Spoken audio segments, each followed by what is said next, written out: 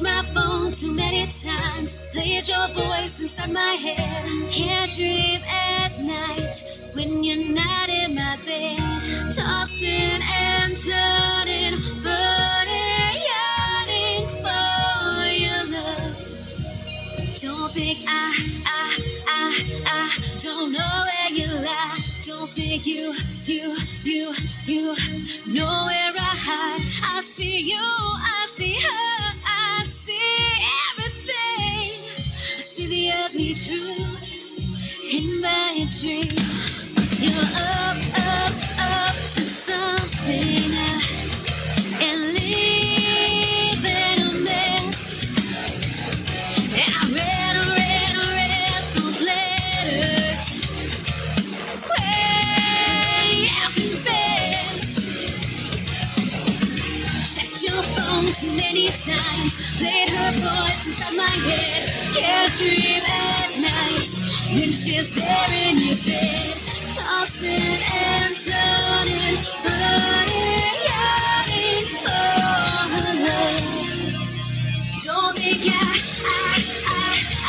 don't know where you lie. Don't think you know where I hide. I see you, I see her, I see everything. I see the ugly truth in my dream. Don't think I don't know where you lie. Don't think you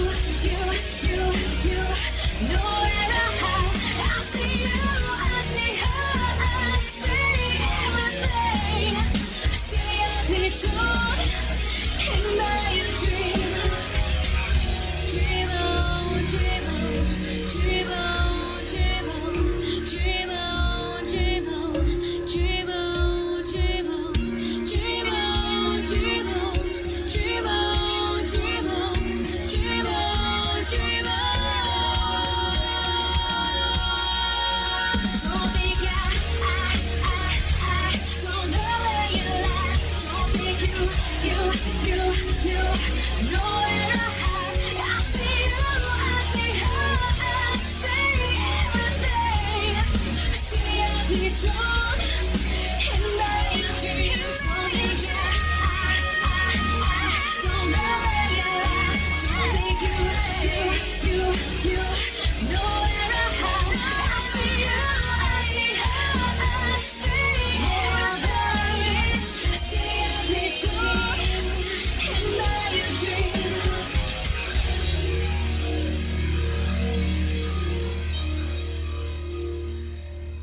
WTF Nation Radio. Everything stated on WTF Nation Radio is to be considered the opinion of the person that stated it, and not an official representation of WTF Nation Radio or U.S. Army WTF Moments. Price does not include tax, title, or license. Some assembly required. Each item sold separately. Batteries not included. Objects in mirror are closer than they appear. If conditions persist, contact a physician. Individual results may vary. Keep out of the reach of children. Avoid prolonged exposure to direct sunlight. Keep in a cool, dark place. And Please enjoy the show. Shots. All right. Today is Sunday, the 16th. And we got Florida Man in the YouTube chat, man. This is awesome. jeez. And it is time for Kicking It with Koz. I am Al. I'm Koz. I'm just having a good old time, man. Sounds like it.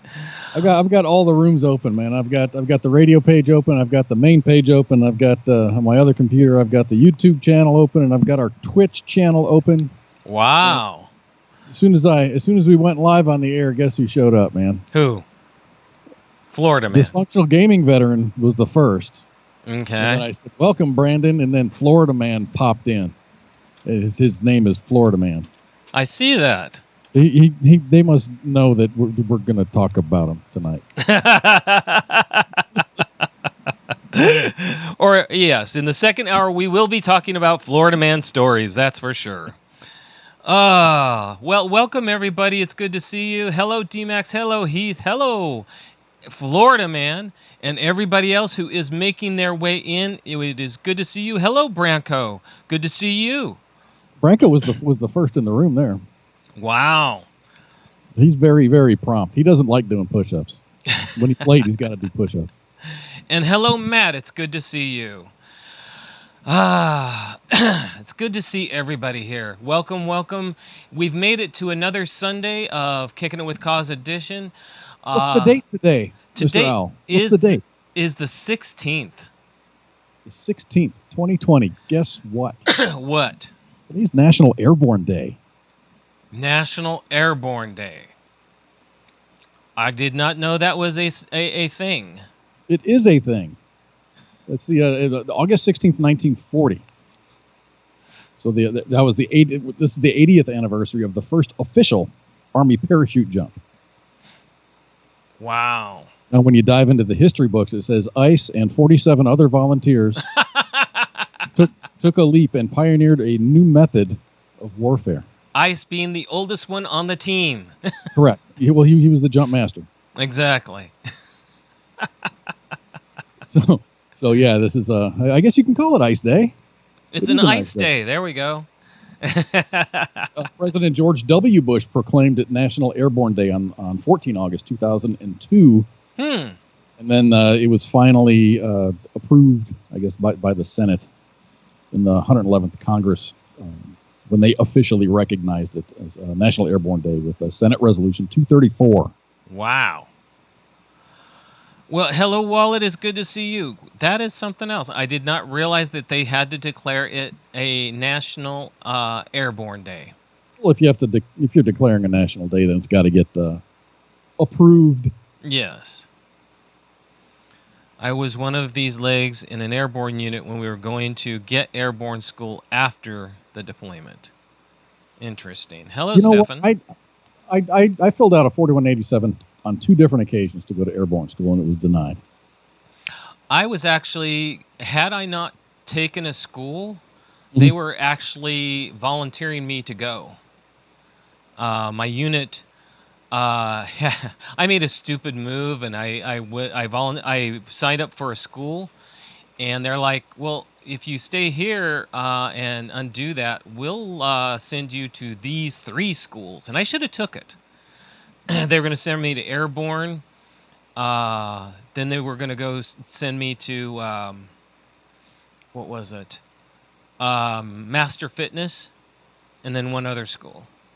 And I should have took them up on it. That would have been good.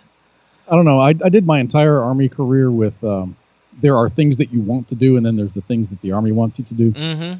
I always thought it was better to do the things that the Army told you to do, as opposed to pitch a bitch. I didn't pitch a bitch. I signed up for a school. I never, ever, ever, ever, ever turned down any school. Well, this was actually, I signed up for a school, and the only way I could have gone to these others is to unsign or back out of the school. And I'd already been accepted, and it's like, no, I would have been better off backing out of school. But, live and learn, right? Yes. So I've got another anniversary. This is closer to your time period. Okay. August 16th, 1942. 2 years later. Franklin Delano Roosevelt activated the 101st Airborne Division at... Name that base, Mr. Owl. 101st. That's as far as I know, was it Texas? No. No? It was Campbell. Oh. 101st is at Campbell, but originally in August of 1942, it was at Camp Claiborne, Louisiana. Camp Claiborne. Wow. You rarely see any more camps anymore. It's either most of them are bases now. They don't. There are very few camps anymore. Oh, stateside, they're forts. And there's, I guess, the smaller places are camps, but. Well, actually, camps are smaller places, and there are actually still some camps, usually run by reservists or National Guard now. That is true. We do have some camps here in Texas that the nasty girls go to. It's a historic site. It's a historic base right now. It's a camp something or other. I forgot what it was. Yeah, exactly. It's right down the road, probably 15, 20 miles. Hello, Jason. It is good to see you. Hello to California. I feel I'm sad to hear that you live there, but okay. They're all Yes. great places. They just they differ a lot in leadership. Yes. Yes, the way camps are structured are completely different. But anyway, it's good to know that Airborne it's their anniversary of National Airborne Day. Did you all know that there was a National Airborne Day? I did not know. I did because I think we said something about it last year, but that's the only reason. Oh man. So here I was working in the house. Of course. Of course, when I do work on the house, I have, and I'm not just bullshitting. This is the truth. You can probably look at the server traffic, and my IP address is going to be all over it. But I listen to WTF Nation Radio a lot. I don't listen to the radio because the primary reason is I hate commercials. And so here I am. I'm listening to WTF Nation Radio. So at 2:00 this afternoon, and every afternoon at 2:00 Central Time, there's a flashback show. And it might be a nice show. It might be one of ours. It might be one of Minx's. It might be one of the other shows that we've had. Today was an anniversary show. It was like our 5th anniversary as a radio station. No, it was in 2016. So it was like our 2nd anniversary. It was our 2nd anniversary, and Red Leg was pushing the buttons that day. Oh, really? Yeah. So I was listening. I listened to a Red Leg broadcast today, and it was awesome. No kidding. That would have been fun to listen to. And it just made me realize that if you want to do anything with WTF Nation Radio, all you got to do is go over to WTFNationRadio.com, and if there's not a show playing, there's music playing. And if you want to actually be a part of WTF, you can actually put in an application. We're always looking for the next best. Right? Sure. So anyway, I was just realizing that there's 24/7 something going on at WTFNationRadio.com. Yes, there is. You can always catch an older show. Today it was Pie and Red Leg, and then we had not Mike Golf. Who was it? Mom was there. I forget who the other person was on the show, but it was a whole show. It was 3 hours. It was back when we used to do 3-hour shows. Yeah. I believe it was a Saturday night. Oh wow! Back when Red Leg did 4 or 5 shows a week. Jeez, that's a lot of shows. He talked about when he first started, and he was flashing pictures of what his studio used to look like. And it was just this old scrap together PC, and the mixing board that he always used, and a shitty microphone, and the phone system was actually his cell phone number plugged into the mixer. It was awesome, man. It was fun times. Fun times. And look how we've grown. We have grown. Now we got broadcasters all over the United States. Yes, we do. Staff all over the world. And we've got audiences from everywhere. WTF has gotten kind of big. Kind of big. And it's getting there. You can always aspire for more, right? Right. You know what I aspire for? I aspire for a little bit of rain and some lower temperatures. Yeah, no kidding. We have 100-degree weather today, and you even have it a little bit worse. Yeah, well, we're used to it. You guys aren't used to that kind of weather. No, you we might are not. A couple of 100-degree days throughout the year, but I think we're going on this is probably 10 straight days of 100+ weather. Haven't had rain in probably 3 months, and I say rain. We haven't had a beneficial amount of rain in probably 3 months. And see, our temperatures dropped last week down into the 60s and 70s. So awesome. And then, what was it? Yesterday, the temperature started going up, or 2 days ago, the temperature started going up, and then today it's in the hundreds. Isn't that fun?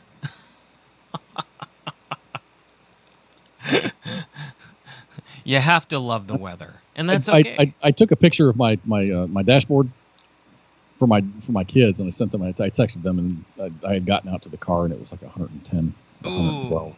And that wasn't the actual temperature outside. That was just where my car was sitting. It was that hot. Of course, I'd park in a black parking lot, and the car's been sitting there all day. So yeah, it's going to be a little bit hotter. As soon as you start driving, it's probably 106. Mm-hmm. But my daughter texted back, and she had like a smiley face, and she goes, it was like 83 degrees. Uh-huh. So I texted her back, and I'm like, it doesn't even get that cold at night, or that cool at night. Overnight, it doesn't get that cool. I wake up and go to work, it's 80, 85. Ooh. It just sucks. It kind of sucks the energy out of you. Yeah, no kidding. Fortunately, I work in a climate-controlled lab, so it's actually a little bit too cold where I work. Well, where you work, they have to. But I don't complain. Yeah. If it's too cold, I do have a sweatshirt. If it gets too cold for me, I do throw on the sweatshirt. You'll never hear me complaining. Never, ever. Yeah, Stefan, I heard that, Stefan has been digging trenches after lightning zapped his pool pump. That's crazy, dude. There's a video out there somewhere of I think it was in Louisiana. This lady, it was raining outside, so her Ring camera caught her walking outside to kind of look at what the weather was doing, and her neighbor's house to her left, as she walked out the door, it wasn't her immediate neighbor, it was like her neighbor's neighbor. Yeah. To her left, the tree in front of the house got struck by lightning. Ooh. It was just like this big flash, and then you see smoke and chunks of tree just falling into the front yard. And she basically did an about face and went back into the house. Yeah, I think I would too. I think I'd have a slight problem with that. God does not want you to watch the weather. So go back inside and play your Xbox. Mm-hmm. You have better things to do at this point. And the sad part is, if you're outside and if it's raining, if you're close enough and it hits, you can actually get partial shock from that. Oh, absolutely. I mean, it doesn't even have to be cloudy. I mean, lightning strikes happen 10, 12 miles away from storms. Oh, yes. I know. Hello, Ken. Good to see you. No, I'm looking forward to this week. I'm waiting for my RV to be repaired. Took it in and to have the last minute touches put on it, and then lo and behold, they said, okay, sure. And I thought they'd get it back that day. I turned it in Thursday, and I may get it back Tuesday. So since Ken is here, Ken Ramos, everyone knows who Ken Ramos is. He was one of the 48 volunteers that took the leap back in August 16th of 1940 and pioneered a new method of warfare by being one of the first 48 people to officially jump out of an airplane. If you didn't catch it, Ken, he's calling you old. But then I got Owl too, because in 1942, back in when Owl was a young man, when FDR activated the 101st Airborne Division at the Camp Clybourne, Louisiana. I know, I'm right behind y'all. I was going to say, you can sit there and say what you want to, but you're not that far behind me. You'll always be ahead of me. That's the thing. I see how you are.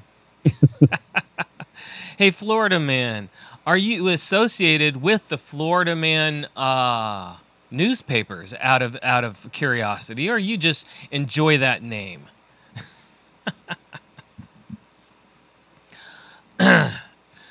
Excuse me.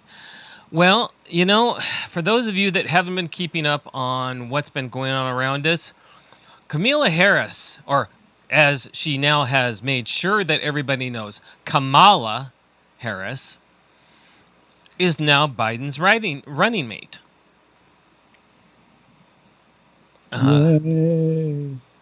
Yeah, right? It's been pretty anticlimactic from what it was like when Biden named her, and it was a very awkward Yes. session. I don't know what it was. He had to have notes.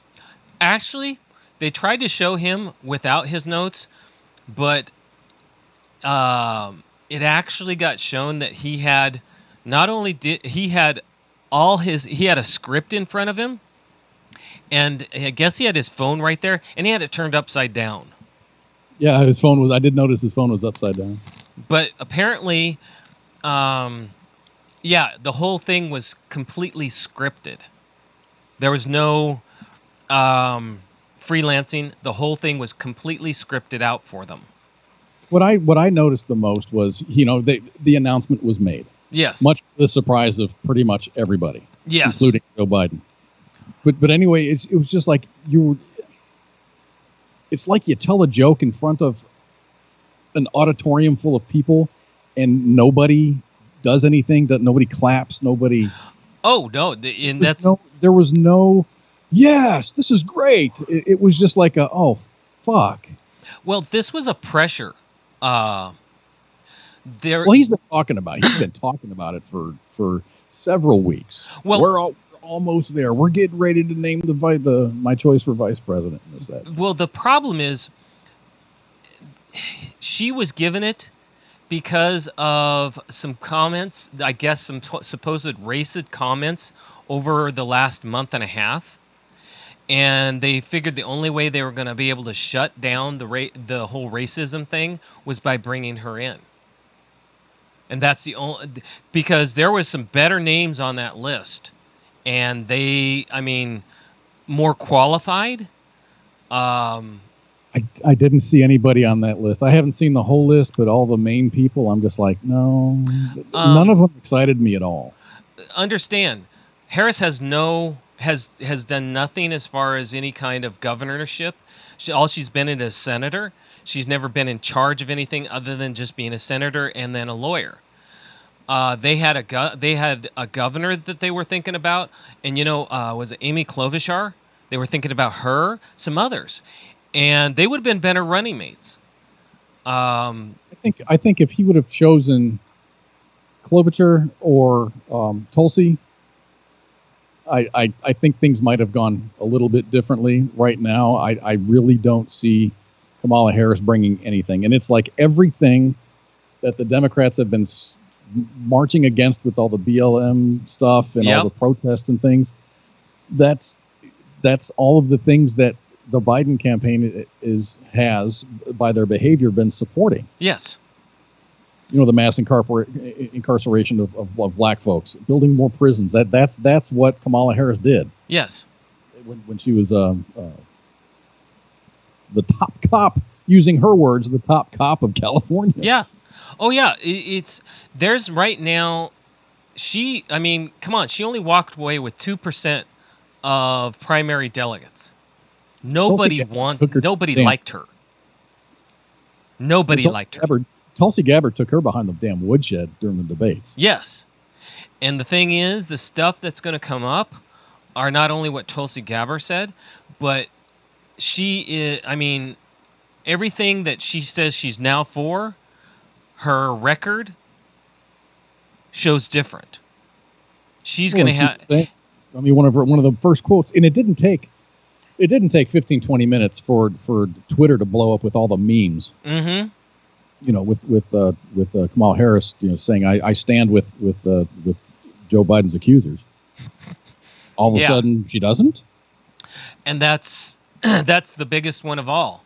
Between calling him a racist and then turning around and saying that she stands behind those people, it's going to be interesting. Tina Ramos has a really, really good point, and this is what I've seen also. She says, quote, I haven't really seen any of my left-leaning friends championing Biden. They're all posting mostly anything but Trump. Exactly, and that's all you're hearing. Get this. That's the excitement that I'm seeing out there is it's not Trump, so that's who they're voting for. They would vote for a loaf of bread if a loaf of bread was running against President Trump. There's a guy on Fox News called Leo. I don't remember his name, his last name. He's always he's been part of the ACLU. He was completely a liberal until they announced Kamala Harris as Biden's VP. He is now wearing a MAGA hat. Oh, gosh. No joke. I mean, he would sit there and debate up and down, left and right, progressive ideas. And all of a sudden, he is completely against. And it mainly comes down to he was starting to have problems with the whole Biden's not talking or going out against the violence. And now, the fact that Biden now has Kamala Harris, he actually wore a MAGA hat on TV. I think there's a lot of that, but there's their message, and the Democrats are if they're good at something, that's sticking together. Yes, they'll all fall in line, and they'll support Harris and Biden. And I say Harris and Biden because Biden, let's just say if the Biden ticket gets elected in 78 days or so. Yeah. He might be in that position for just a short amount of time, and then you're going to start seeing a President Kamala Harris. And I agree with you. Get this. They're trying to back out of the debates. Again? Still? They're saying that from what's been saying is they have been throwing so many tags on how things are going to get done that they are having a hard time getting debate dates set.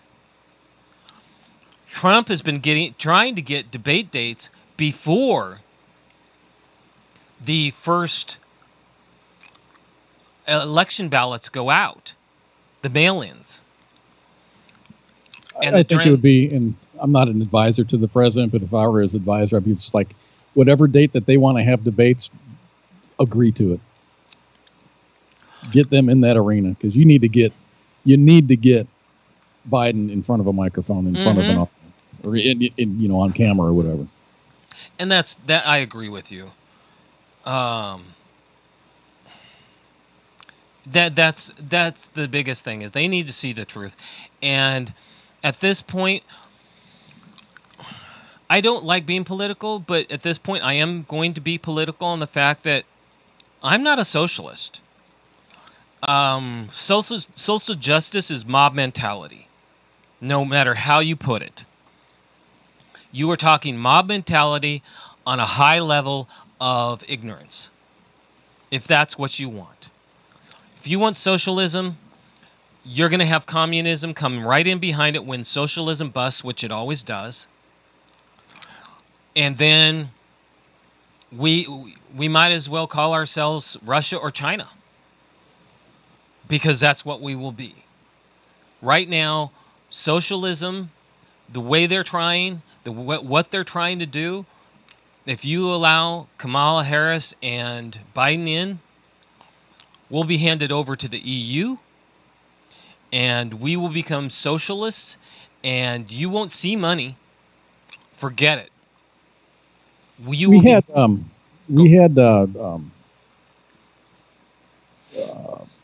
Joe Jorgensen's vice president pick on the Monday edition. Yes, you did. That was a really good show.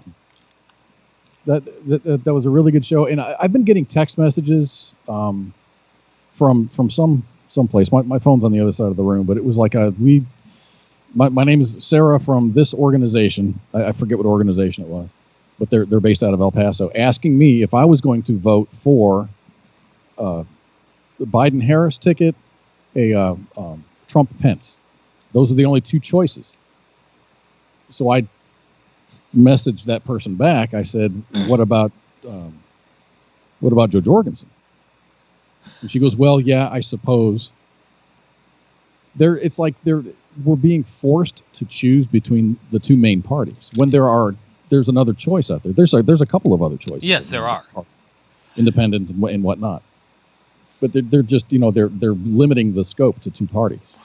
I mean, realistically speaking, a third party is probably not. I say probably not even in my lifetime.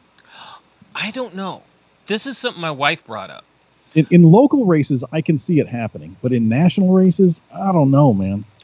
All they would need is to get one really good politician in the independent party, and after this race, as long as Trump wins, I think the Democratic Party will lose a lot of its legitimacy. And I think a lot of people are this whole socialism thing, the violence. People are getting tired of the violence that's going on. Even the staunch Democrats. Businesses are getting lost.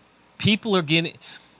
It's no longer about the party. It's about how much you can throw a tantrum. And I think that it's the party, if Trump wins, is going to implode on itself. And I don't know how badly, but I think it won't be pretty. And I think there will be a lot more. Everybody says as soon as if Biden wins, the violence will go away. No, I don't think it will, because I don't think the party has a handle on their violent side. I don't think they have a handle on Antifa, and I don't think they have a handle on BLM. I don't think they have a handle on any of it. And I think that they're supporting those folks, or they're not standing up against those folks because, the enemy of my enemy is my friend. Yes. But, you got to be careful who you make friends with, man, because they're going to... It's bad news. It's all bad news. It is. It really is. If you listen to the leaders of Black Lives Matter, they no longer care about the people they are supposedly representing. They say if a baby gets killed, what'd she say? If a baby gets killed, they were talking about Chicago, then a baby gets killed, or no, excuse me, if someone gets harmed in looting, if the business goes out of business, if someone gets killed during looting, well, that's okay because people have to eat. These folks right now are given a kind of like as far as the news goes, a national spotlight. Oh, yes. They're being allowed to talk. Yes. I think a vast majority of Americans are looking at that going, what the hell's wrong with these people? Yes, and I agree. I mean, any reasonable person would look at them and going, what? The problem is everybody is being told this is the majority, and it isn't. It is it's a vocal minority, a very small group, and they're being allowed national attention rather than the majority, which is not like this. They're trying to make people radical because they want anarchy. They want people to overthrow the government. They want people to think you can overthrow the government. I think right now there's a lot of support for the current administration that's not vocal, that's not out there. Oh, I mean, yes. there's your vocal Trump supporters, and there's quite a few of them. But I think there's far more that are just not putting, Trump Pence signs in the front yard. Oh, yeah. They're not being vocal about it. They're not wearing their political preferences on their sleeve. Come election day, that's it. I think the proof will be in the votes. That's what happened last year. Something tells me that if President Trump wins, it's not going to be close. No. Well, that's what happened, not last year. That's what happened last voting cycle.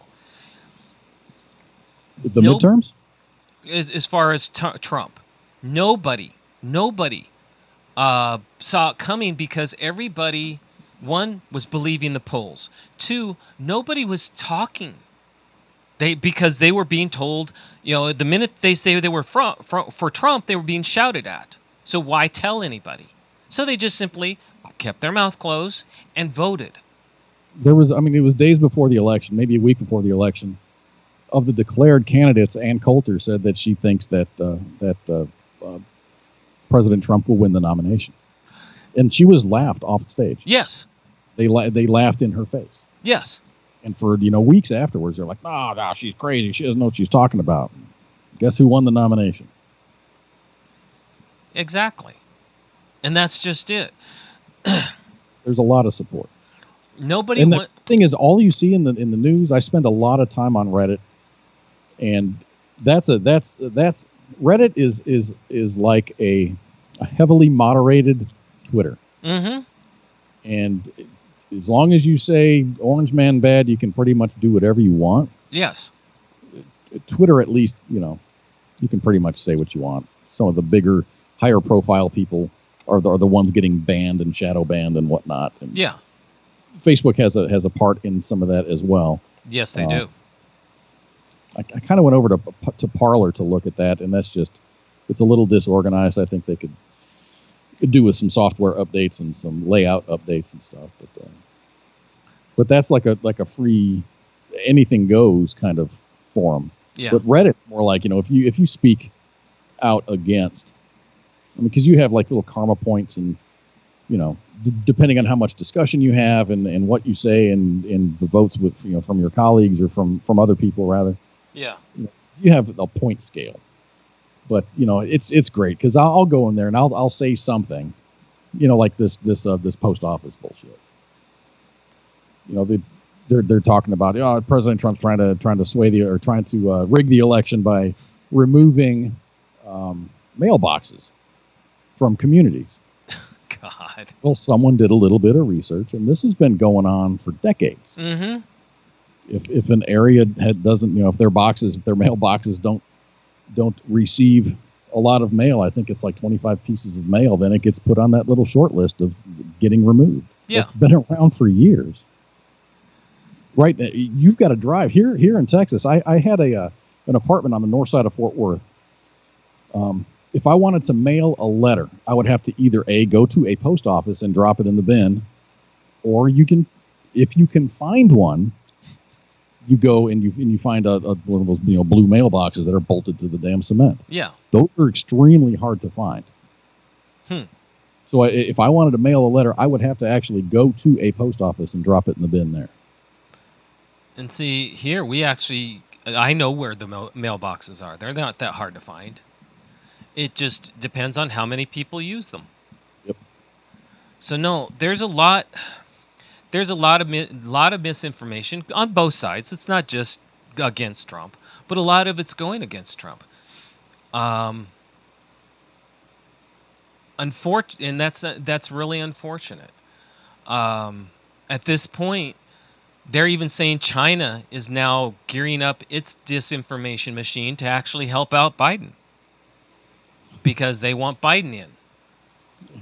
China wants Biden, so what does Russia want Trump now or something like that? Right? Did I hear that correctly? Yeah, I mean but it's getting to that point where you have to sit there and look at the truth behind it all.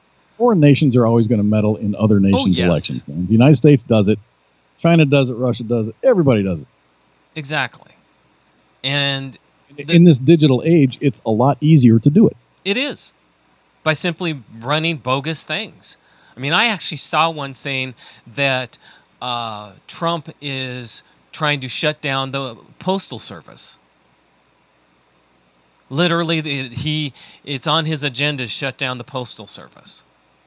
I saw, I think it was Ilhan Omar, the congresswoman from Minnesota's 5th District. Mm-hmm. She's like, you need to defund ICE and fund the Postal Service. So that led me to look. What is the operational budget of the United States Postal Service? Oh, God. 2019, they had a budget of $71.6 billion with a B dollar. Mm-hmm. That's a lot of money. And you know where most of it goes to? I have no idea. Retirement. $60 million of it went towards salaries. Yeah, it goes towards benefits and retirement. Benefits, retirement, and it's not like they have the latest and greatest equipment. No, they don't. I got a friend of mine who works. He repairs machines at the post office. He's a retired Marine. Mm-hmm. He got out and he's just like, I'm bored. I'm going to go get a job at the post office. So he's just in there fixing machines. Yeah. Cleaning. Oh, yeah. And that's just it. I have nothing against the post office. But I do think they need to update their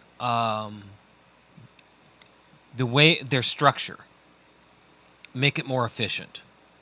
Because right now the post office is not efficient. And they have no way of becoming efficient because of the benefits system and the retirement system and the unions. It's all set to where you really can't touch it. So, no, there's too many things going on, and that's the unfortunate part about everything that's going on right now. I mean, I don't know when it comes when you break it down, man. And I've lived through several different presidents, Mm-hmm. and presidencies, and policies, and things like that. My life has not changed much. No. For the better or the worse, depending on who's the president. I kind of make my own bed.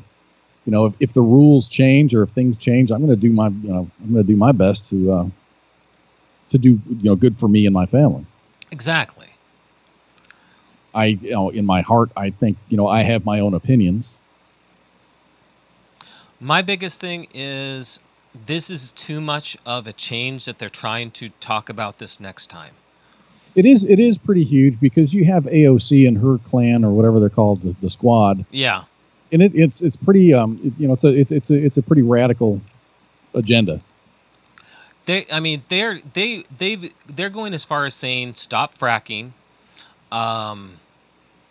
stop producing so much oil, more windmills, which actually is bad for the environment. Hello, Arturo. Gun Barrel City. Gun Barrel City used to have, and I don't know if they have. They had a kid running. He was the mayor for a long time. This is years and years ago. I've never been to Gun Barrel City. It's not too far from me. But there's too many. I mean, they actually want to make people vegan. They're trying to make it so that cows will no longer there won't be as many cows because cows supposedly let off too much methane. I mean, they've got so many disturbing thoughts in this, and someone actually came up with this. They're trying to turn everybody into vegan tree huggers. I've actually had people say, well, you're a shaman, don't you get along with their policies? And I go, you know what? I am a shaman. If Earth did not want us to be doing something, we wouldn't be doing it. Simple as that. Do I believe that everybody needs to be a vegan? Heck no. They've already proven veganism has a lot of downfalls. And to sit there and say that everybody should be a vegan or we should cut back fracking or cut back this or do this. You know what? If we're not supposed to be doing it, we won't be doing it. And I'm a big fan of taking care of the planet. What? And I'm a big fan of taking care of the planet. I agree. I don't know anybody who's just like, we need to dump oil and not have any environmental controls. There are environmental controls that are needed. Yes, and I agree with that. Others that it's just so overreaching, and then you start to get people that are, in order for them to do their business. And I can say firsthand in my line of work, the amount of environmental health and safety regulations that we can't throw a freaking AA battery in the trash can. Yeah. We've got to wrap it up in tape covering the positive terminal, and it's got to go into a little battery bin. And then that little battery bin gets specially disposed of. So all of these little regulations and stuff are adding cost to what it costs to operate a business on a smaller level and on a large level. I work at a big company. And that's the idea behind socialism, is you make it so that the small businesses can't make it. And everything has to be big business or government. That's the way that it basically becomes very, very rigged, is to undo the regulations. Trump's trying to undo the regulations that keep small businesses from being able to thrive. That's all he really did. He didn't undo major EPA stuff. He undid the stuff that kept businesses from thriving. Jason Byer says electric cars. Look at the hole in the ground it takes to make those batteries. Oh, it's even... You know where those holes in the ground are? They're not in the United States. Yep. They're in third world countries, man. And they got kids working in those damn mines. And you want to know what's even worse, Jason? And this is something I always laugh about when they say, oh, electric cars are better. Okay, go to the electric plants where you're getting that electricity, because electricity just doesn't fall from the air and accumulate into a wire. It has to be generated. And where does that come from? Coal plants, radiation, in other words, nuclear plants. And people sit there and talk about air. Well, I'll tell you what, go near. I mean, you have to literally get to where you're under one of those big air turbines, and you will see a bunch of dead animals. Mainly birds. Because for some reason, and they can't account for it, but they say for some reason, those windmills, for some reason, it throws birds' sonics off, and they fly right into them. Friend of mine sold his land for one of those, and his neighbor, he kept a little tiny plot of his land. His neighbor would go over and check on his place. He said his neighbor said that there were a crap load of bald eagles dead. Tina Ramos says, anyone tries to take my steak is going to have to take my guns first. I agree with you. I'm with you. It's and there's too much hypocrisy about all this. Okay? And then they sit there and talk about dams generating electricity, but then you had someone like Al Gore trying to stop dams because they stop wildlife. Well, so do the windmills. Everything has a problem. You have to pick a balance.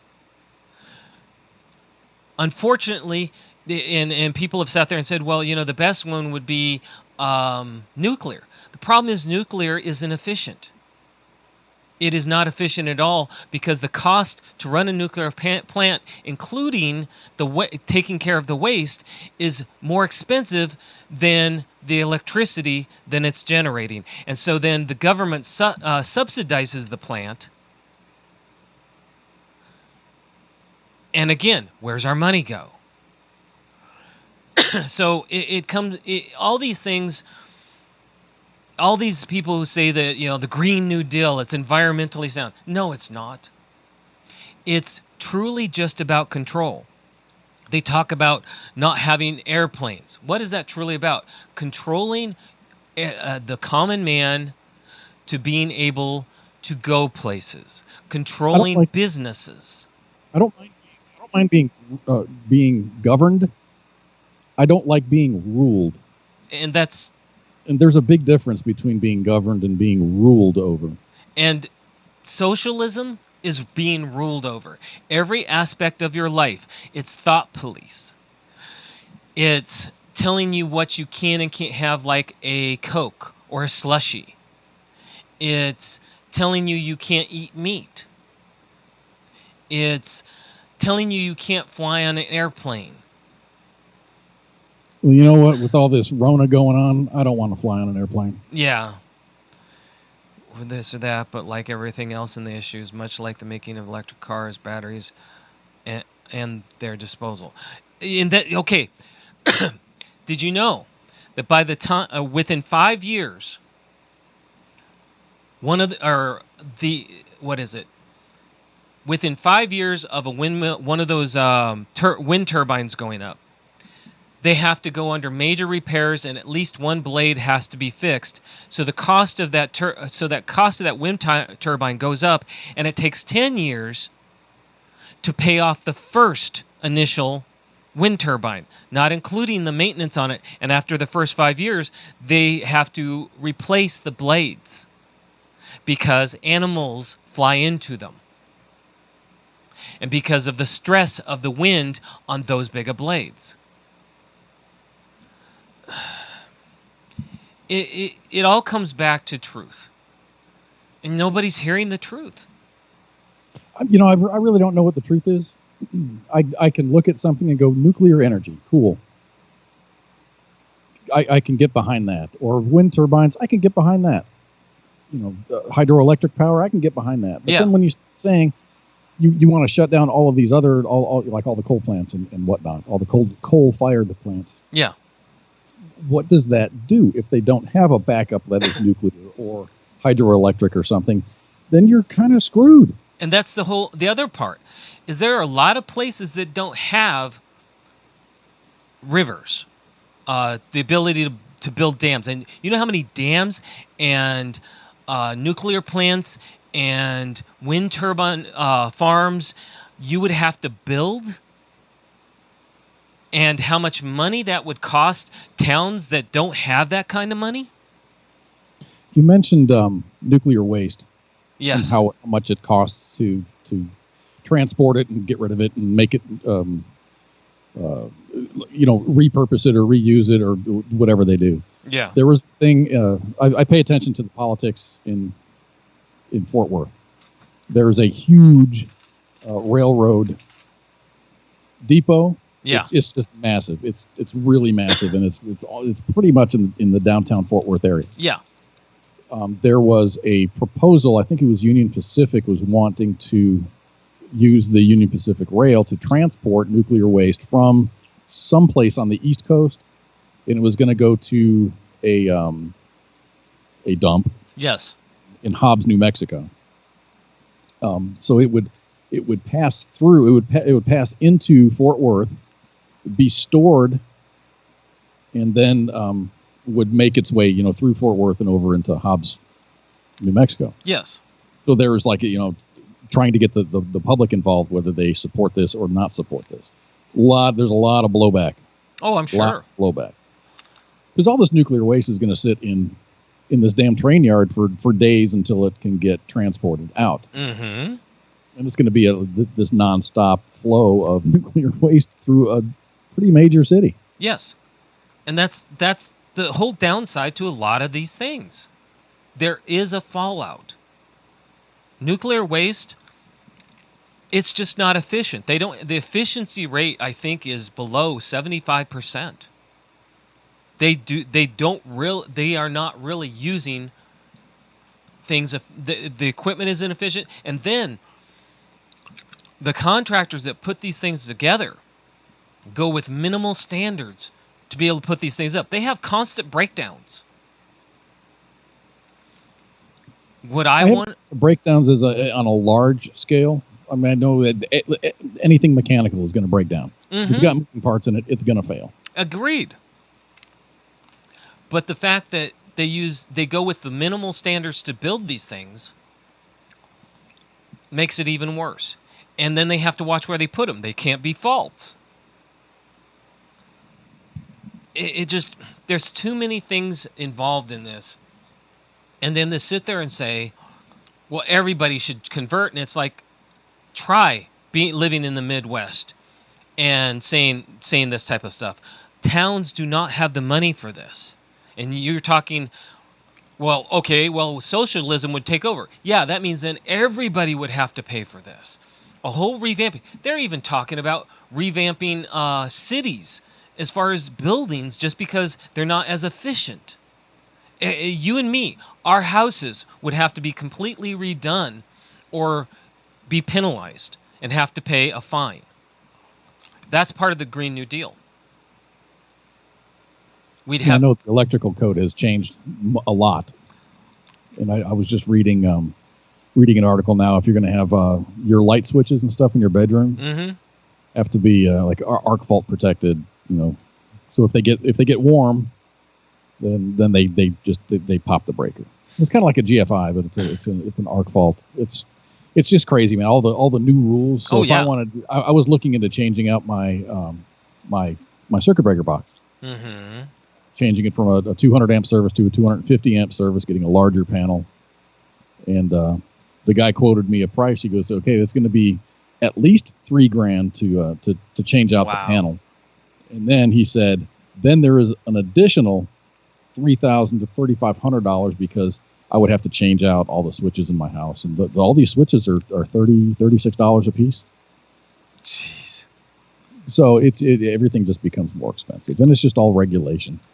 And Tina, yes, there is solar power. The problem with solar power is it's not efficient. Right now, they have solar farms all over down in the south, and they are not efficient enough to run whole cities or even towns. Down in Venezuela, they tried to go with solar power. They have solar farms down there that are humongous, and they're not efficient. They have brownouts down there. Seems like you can have the much better use of the land. Yes. So again, these are idealistic things, and that's the problem. Idealistically, socialism is a wonderful thing. Idealistically, the Green New Deal is a wonderful thing. But reality has to be taken into account. And they're not being realistic at all. The people are shoving this down our throat. All they care about is the power that comes with it. That's all they care about, is the power that comes with socialism. Because once you have a socialistic government, the only other way you can go, you can't go back to democracy. Democracy's done. The only thing you can go to from there is communism. What do they say? You can vote yourself into socialism, but you have to shoot your way out? Yep, and that is the truth. So that's the decision that's coming up. Do you want to... Ari, remember Captain Planet used to say, "The power is yours." Exactly, Ari. That's the thing we need to start looking at.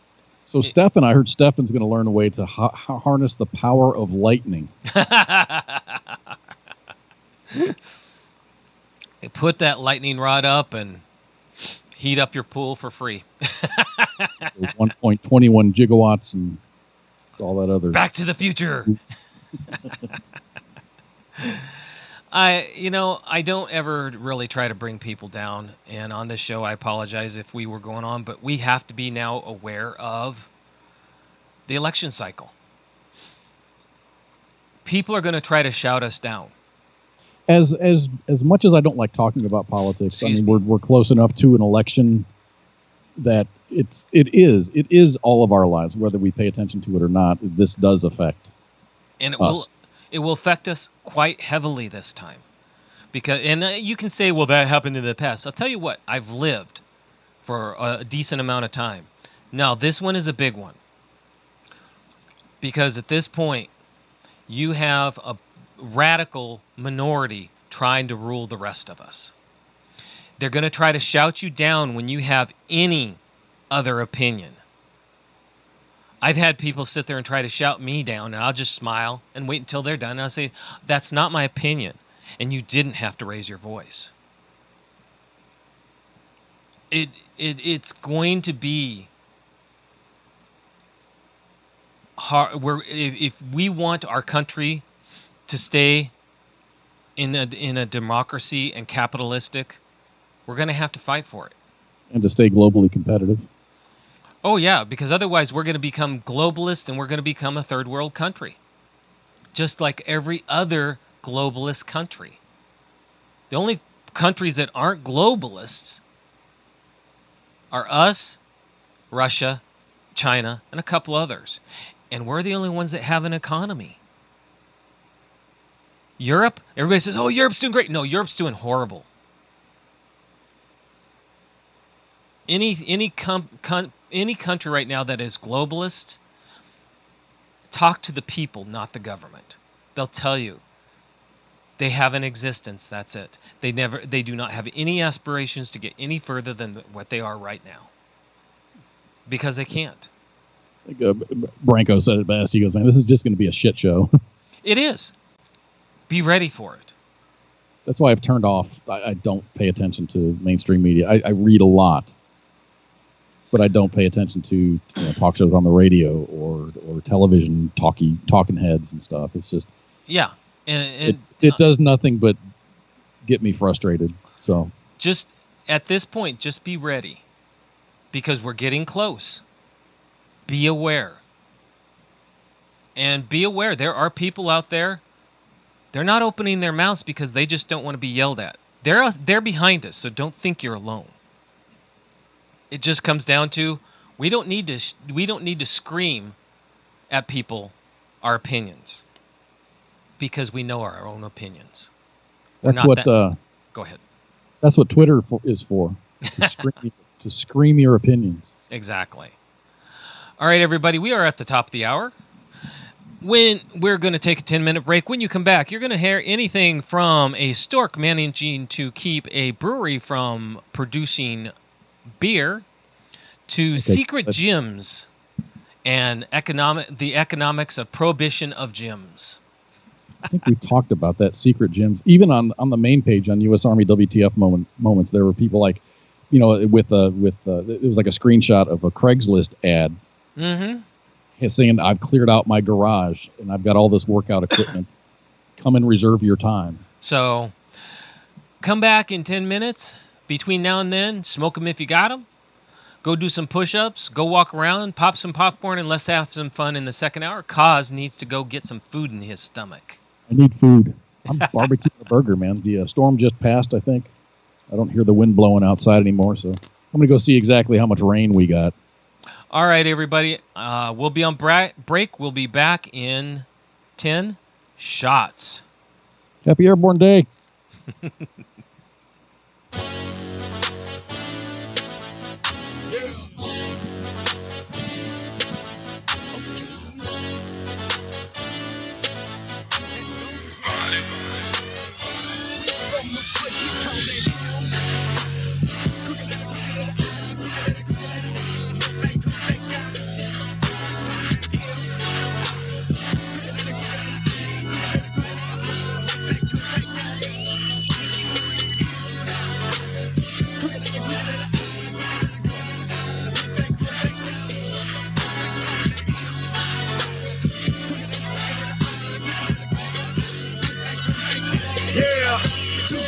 The muddy waters where I rep and I stay. The orange grove hot, boy, I better step up my way. Every time that I do it, I'm repping a sip to the fullest. I'm certified, but I don't need my clique with clips full of bullets. Cause I can handle my own, do it myself, don't need no help to get it off the shelf. Mississippi still got my bag, T28 G-Town at the bottom of the map. Get dollars at ease, just holla at me. G-Town and beat-town, they following me. Don't think that, follow and see, cause I roll with the real, never fall on the beat. Yeah, goddamn right I get it. Certified coach boy, say representative. You can start, guaranteed I finish, gonna stay off top. Guaranteed I win it, put it on for my city, put it on for my state, put it on for the real, put it on for the bank. Hitting right round 90 with my eye real clear. Mississippi where I'm at, Mississippi where you find me. Yeah.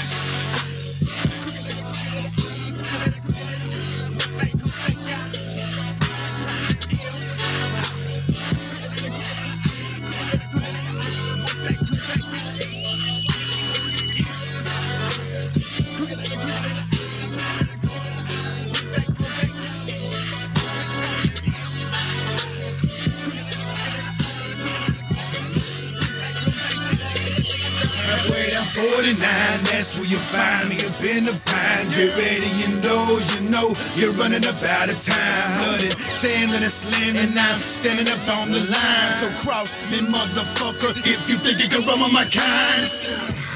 Look me in my eyes, you see rebel. 601, bringing the bass, and 228, bringing the treble. Down to the boat, right back up to the hub, another one love, let it sober. Magnolia soldier, track my stats to let me know if you're cold. The land of the cotton, keeping it poppin', never forgot where I'm from. It's too legit to quit it, and I'm gonna get killing it till I'm done. So light it up, let my words blaze, hit it through the fire, hit it smoke, hit it scream out the truth, high and higher, stay ready.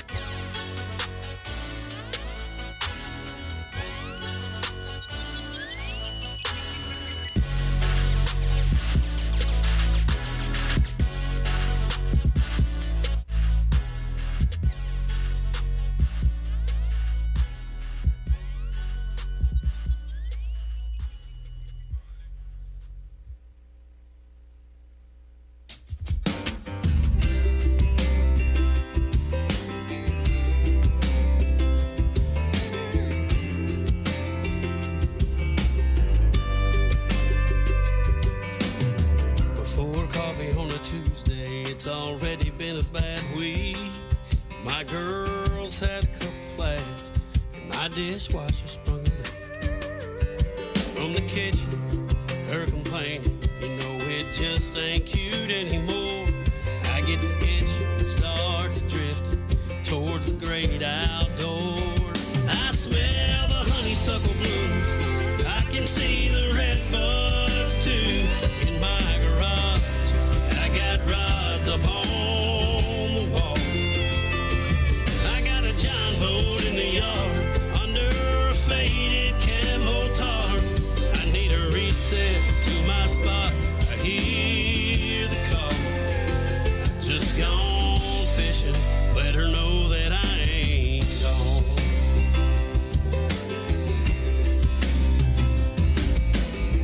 Junk mail don't come out there. My phone won't ring. The only thing I want to hear is my reel with a big one on the string. That large mouth don't talk at all, and my weight just sinks away. Set him free, bring him home. The one decision I gotta make. I smell the honeysuckle blooms. I can see the red buds too. In my garage, I got rods up on the wall. I got a John boat in the yard under a faded camo tarp. I need a reset to my spot. I hear the call. Just gone fishing, let her know that I ain't gone.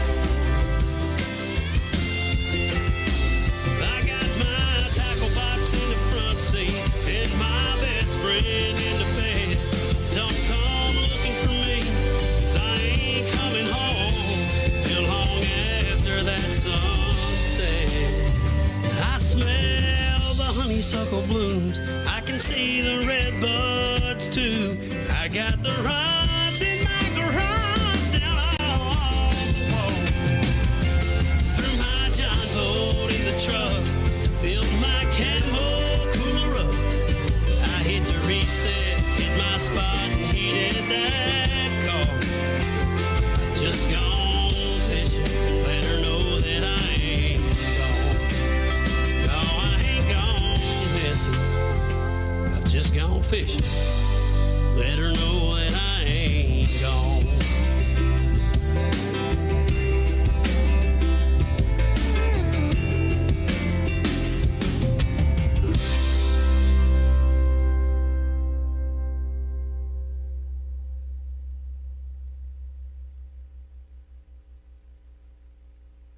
on WTF Nation Radio is to be considered the opinion of the person that stated it, and not an official representation of WTF Nation Radio or U.S. Army WTF Moments. Price does not include tax, title, or license. Some assembly required. Each item sold separately. Batteries not included. Objects in mirror are closer than they appear. If conditions persist, contact a physician. Individual results may vary. Keep out of the reach of children. Avoid prolonged exposure to direct sunlight. Keep in a cool, dark place. And Please enjoy the show. Shots. All right, everybody.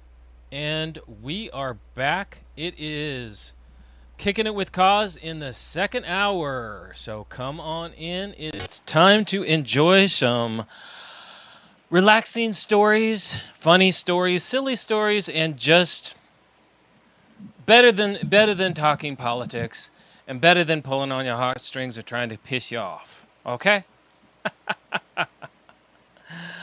Oh, the world, the way it is, the way it should be, and the way we have made it.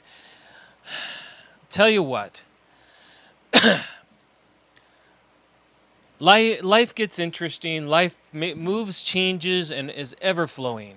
I hope you understand that. If you look behind me, you will see Waimea Canyon.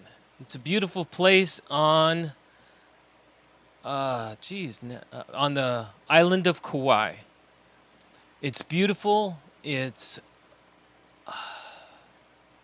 something to behold. Don't forget to do the simple stuff. Don't forget to go enjoy. I mean, okay, things like, Pikes Peak. It's a beautiful place to go. It's a beautiful place to be. Mount Rushmore. You see it on you see it in pictures and you see it on TV. But have you ever been there? Have you ever done anything to go enjoy? Just to get out. Tubing in an irrigation ditch in Kauai. Going through tunnels, wearing miner's hats, and just enjoying. Do you do that? What do you do for yourself? This may sound silly, but okay, the summer's almost over this year. Okay? What's stopping you from starting to save up money for next year and go to one of these places? Go do something like this. I mean, even just something as simple as going out on the lake, going boating or fishing. Nothing should stop you. And never forget to celebrate. Never forget to enjoy where you're at. I mean, this is right next to a campsite on a military base. The ocean. Look at that. Okay? These are the things you have access to all the time.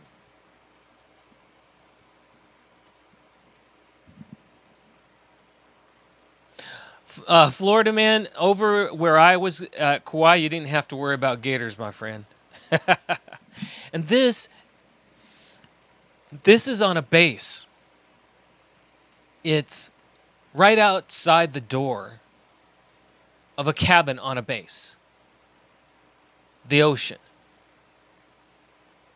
Look at that. Look at that beach. I went there. Branco, none of these places are expensive. I'm not kidding. Okay.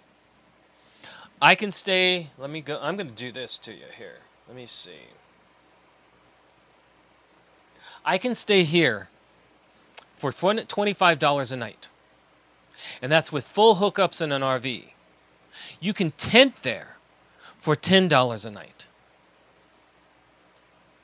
If you want running water,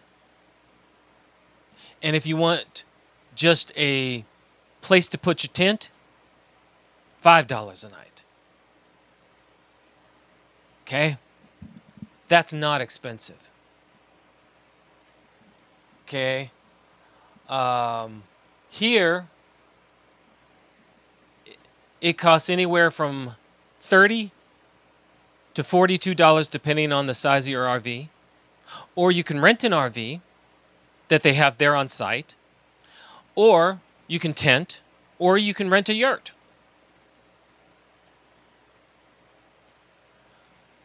This isn't expensive stuff. Okay? You have access to these. As long as you now have the VA card, and I think it's if you have access to the base, you have access to this stuff. Okay? Mind you, that Pikes Peak costs you money. Yes. But again, some of this is stuff you should go do. Save it up for a year. You know how I I go on these vacations? I start saving. As soon as this vacation is done, I start putting away money for my next vacation. A little bit each month. I have an envelope. My wife loves my system. I have an envelope. And I write vacation on it. And every month, I put money in. And then I lock it up. That's how I save for things. If I want to save for down payment on a car, I say, new car on an envelope. And I put money in it. That's what you can do to do things. It doesn't cost a lot of money. And you don't have to go to outrageously far away places or expensive places. If you live in an area that has lakes, go to a lake. Go to a lake. Take a tent, blow up mattress, and go to a lake. Branco, I don't have that big of an income. You can say that. Okay? You can go to a lake and camp. And it's not expensive.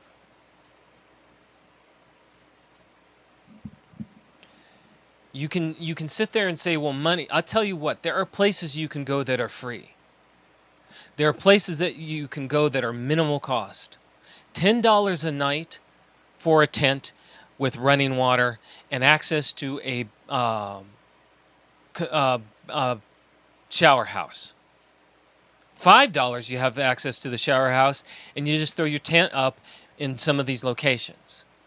And that's it. And you have access to that lake.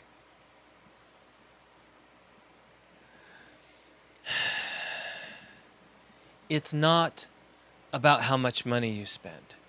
It's about going. I know people that take vacations that all it costs them is gas. And there are places you can camp for free or for minimal costs to live on. Not everyone in the same situation you. They all I am saying. Branco, I know they're not in the same situation as me. I'm not saying everybody is. But I'm reminding people to do something. To get out. To go put a tent up by a lake. To even just take a day trip and go swimming at a lake. Do something to refresh yourself. That's all I'm saying. You make it sound like I'm trying to get you to spend money. No, I'm trying to remind you what you have access to and what you can do.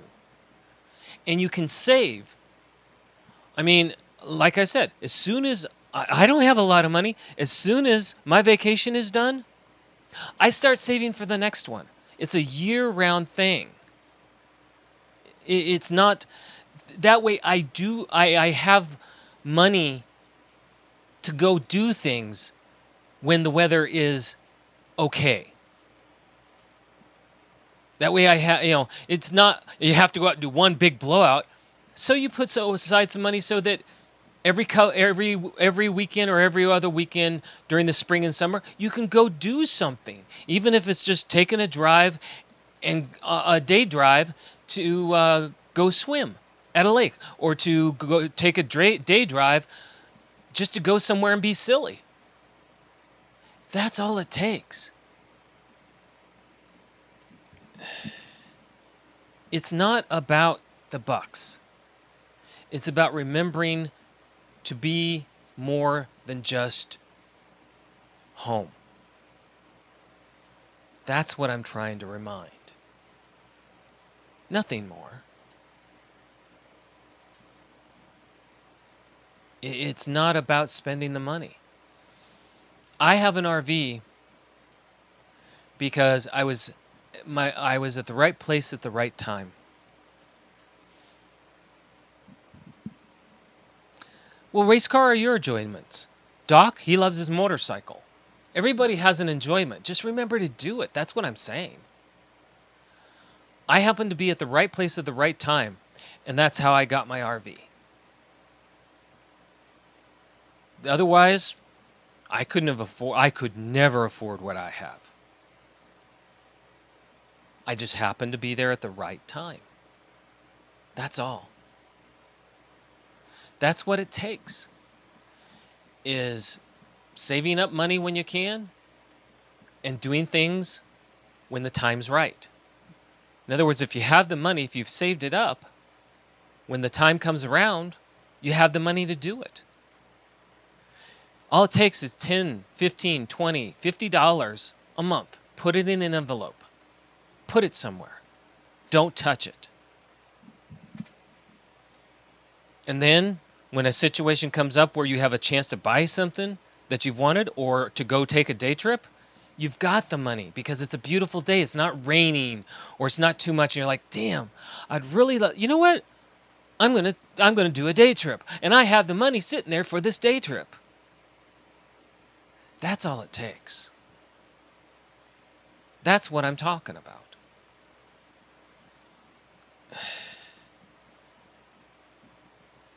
I have a hammock here at home. So I don't go all over the place, because I can break out the hammock, put it underneath the tree, and I'm good.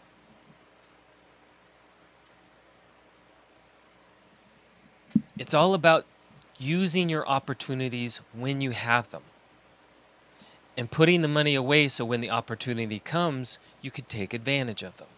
That's all I'm saying. All right, let's go back to stories. Let's talk about the silliness of this world. A German brewery runs dry due to nest of stork family in the chimney. No kidding, folks. A brewery in Germany's state of Bavaria has been forced to suspend beer production after a family of storks made themselves at home in one of the chimneys. The plucky birds, a protected species in Germany, built a nest in the Zwanger brewery in the village of Unfeld in early spring, bringing production to a grinding halt. Unfeld has long been a favorite haunt for the storks, which often return to the same spots every year to build their nests. He and his team had planned to wait until the nest was completed and then raise it out of the chimney, but then Germany went into lockdown due to the coronavirus. Another coronavirus casualty. Beer! Oh my. Aaron, you're right. Okay. It's all about what you have access to, and making sure that when the access comes around, you can go. That's the point. Secret gyms and the economics of prohibition. This is a story. My friend Evelyn is an immigration lawyer, and she recently had a meeting at a foreign consulate in downtown San Francisco. As she walked towards the buildings, metal detectors and the security guards told her she couldn't bring her backpack in, so she had to leave. She worried that this might make her late, so she frantically hold on. This makes no sense. Why are they getting into this? Okay, here we go. Governments can legislate all they want, but prohibiting stuff with eager buyers and sellers is super hard. An economist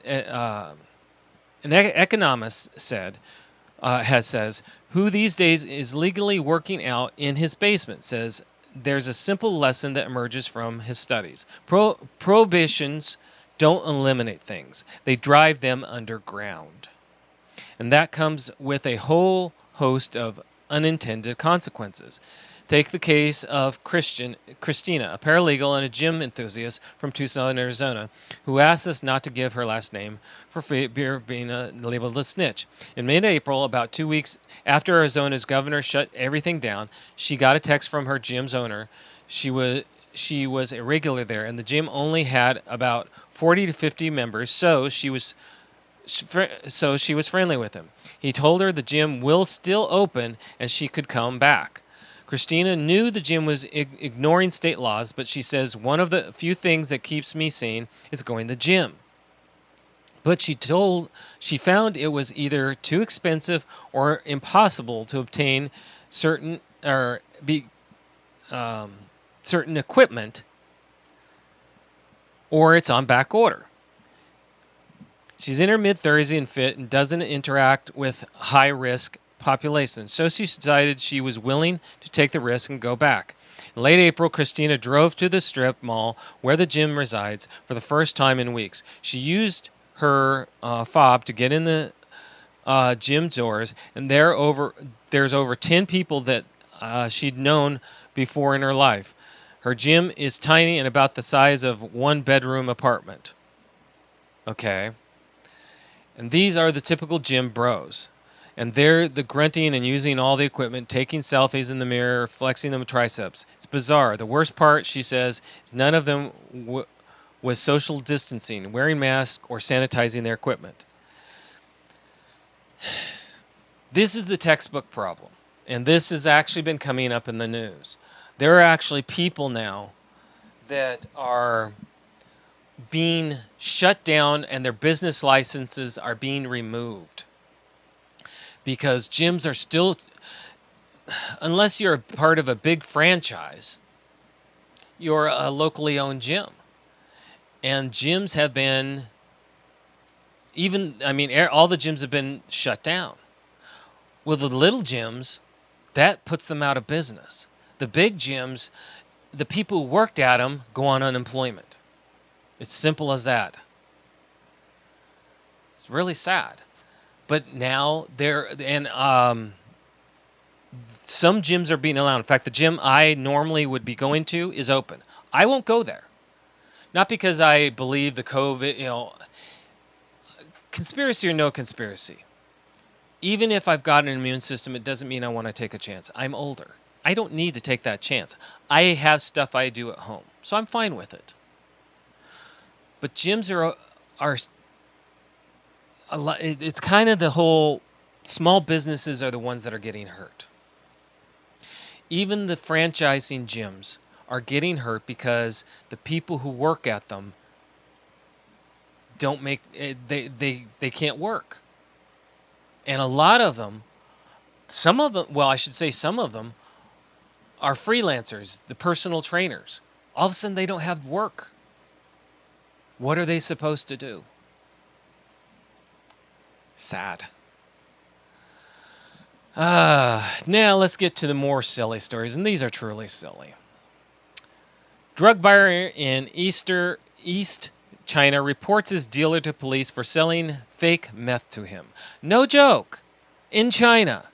A man in China's Jinan province recently reported his dealer to local police after spending $1,290 on what turned out to be fake meth The man, surnamed Yi, bought the drugs and was planning to sell them to his friends. However, not only did he fail to sell out the meth, but he was mocked for buying fake drugs. My friend smoked 2 bags of meth. I bought him, but felt nothing. Oh no. A drug user getting took. I love it. What do you expect, people? You're doing something that is illegal, and especially over in China, you're going to get took. You report it to the police? Really? Nobody ever said druggies were smart or had any brain power. This proves it. Oh. Here's a story. It's kind of sad, but I'm gonna do it just because. You don't think about this. All right, everybody knows the wishing wells in places, like aquariums and stuff like that. Okay. Well, there are many businesses now who are going through their aquarium or their little ponds, the wishing wells and stuff. And they're actually, because of the coin shortage that the pandemic created, and I don't understand that, but they did, that all of a sudden they're draining out these wells or going in and fishing out all the coins. And some aquariums are even using them to supplement or put money towards running the aquarium. No joke. Wow. You imagine a wishing well being drained for its coins. Life is interesting. This pandemic has done a lot, and I think we're starting to see people for who they are. Okay, Florida man. Hey, Florida man, you still here? Guess what? Florida man left 4-year-old home to attend DUI classes in Charlotte County, Florida. An Inglewood father who was arrested over the weekend after he allegedly left his 4-year-old son home alone for several hours while he attended a DUI school in Venice. Okay. I have to question, 1, where's Mama? And 2, how'd this guy get custody? If Mama isn't there, how is he maintaining custody? If he had a DUI, it shows he really isn't thinking. And then on top of it, he just leaves his 4-year-old at home? Well, the Charlotte County Sheriff's Department said the boy was found sitting by himself in front of a local business Saturday morning. The person who found the child said he began to cry and tried running away, but she was able to calm him down and call 911.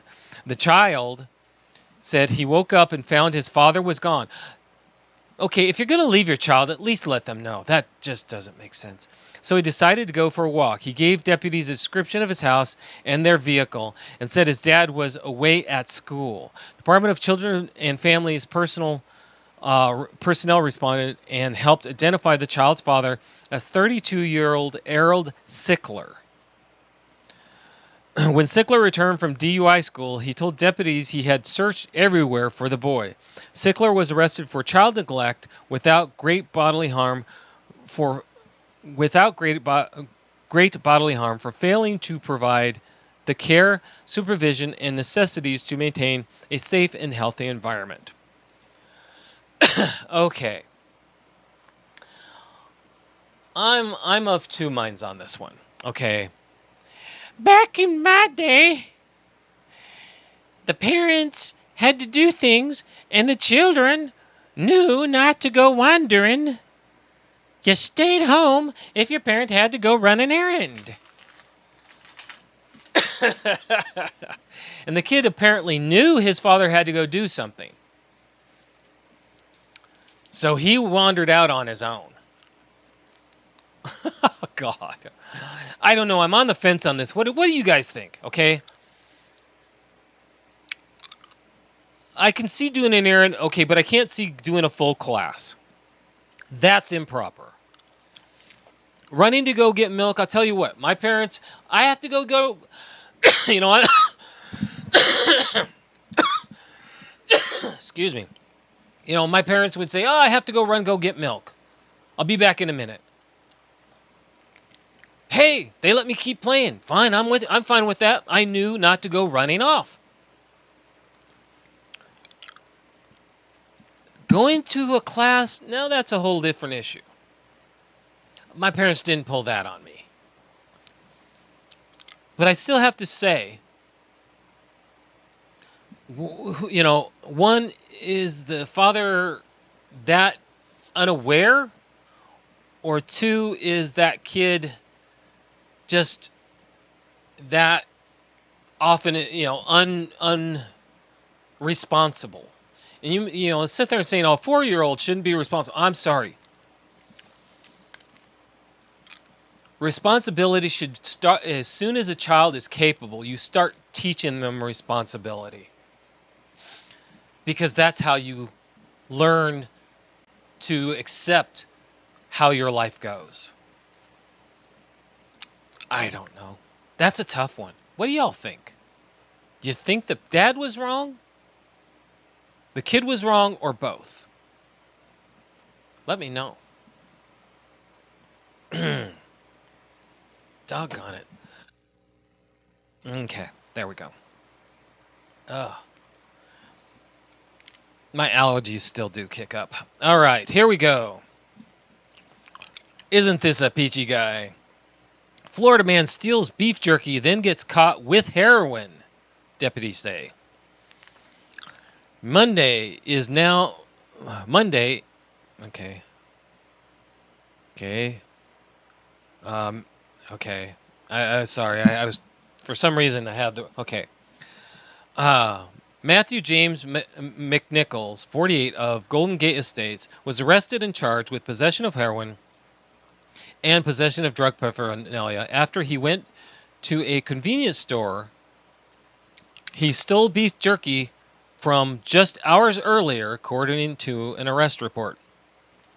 Deputies with the Sheriff's County arrived at 7-Eleven on Milkley Road just around 9 o'clock. They were told that a man and a woman stole beef jerky and a case of water from the store around 4 a.m. and had come back. The pair were spotted by deputies in a blue Lincoln passenger vehicle that matched the description. The Lincoln rolled through a stop sign at the exit. Deputies pulled the Lincoln over, and they saw a aluminum foil that was shaped like a pipe between McNichol's legs and multiple unopened beef jerky packets. You know, this is silly. You don't go back to the scene of a crime. And of all things, knowing that you're doing something illegal, you don't go back and then think that it's all good. I mean, again, nobody said criminals were smart. Wrong picture, sorry.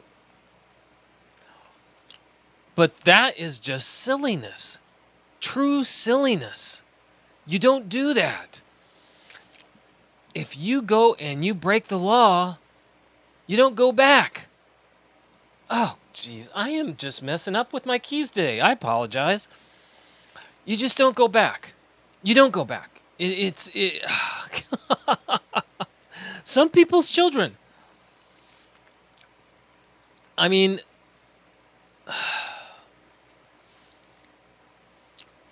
that's like going in, robbing a store, jewelry store, and then a couple hours later walking back in with your girlfriend saying, I'd like to buy my wife or my girlfriend an engagement ring with the money that I just made from pawning all the stuff I just stole from you guys. Do you mind? Makes no sense. Oh, the world. Some people's children. That's all I can say. I'll keep saying it. Some people's children. A drunk Florida man drives lawnmower on highway. Now, we've had these stories. A Florida man who admittedly had maybe a little too much to drink was caught on dash cam video riding a lawnmower on a highway, according to the Marion County Sheriff's Office. Deputies said they caught Paul Burke of Fort McCoy riding lawnmower in the middle of Highway 316 on a Wednesday. Video provided by the department shows Burke slurring his words and admitting that he had been drinking, although he never quantifies exactly how much he had. At first, Burke said he had a couple. And then he says, I'm not going to lie to you, and later says, I have had maybe a little too much to drink tonight. Burke asks if he can just be issued a ticket and be on his way. So I'm going to ask you one more time if you want to do these exercises, said the deputy. No, sir, take me to jail. So that's what the deputy did. He took him to jail. Driving a lawnmower in the middle of the road where the speed limit is 55 is dangerous and illegal. And being drunk into the mix, it can and has been fatal. You know, he looks, yeah. I get it. A lot of people don't equate riding lawnmower as vehicle, so therefore I can drive it and not be considered DUI. Had he been off the road, I don't think, at the most they may have, if he would have been on the side of the road, they probably would have ticketed him or cited him and told him to leave the lawnmower. If he would have gone into the grass, they probably wouldn't even be talking to him. But driving it in the middle of the road, that just makes no doggone sense. But people do this. I don't get it. People just seem to feel the need to, I don't know, silliness. And then there's this one. 24-year-old woman in golf cart arrested on DU charge in Spanish Springs. 24-year-old woman in golf cart was arrested on a charge of driving under the influence after police were called to an altercation in Spanish Springs. Desiree Leanne Farmer of Fruitland Park is free on a $6,000 bond following her arrest early Sunday morning on charges of driving under the influence and driving while license suspended. Police were called. See, now here's my question. Do you have to have a license to drive a golf cart? Okay.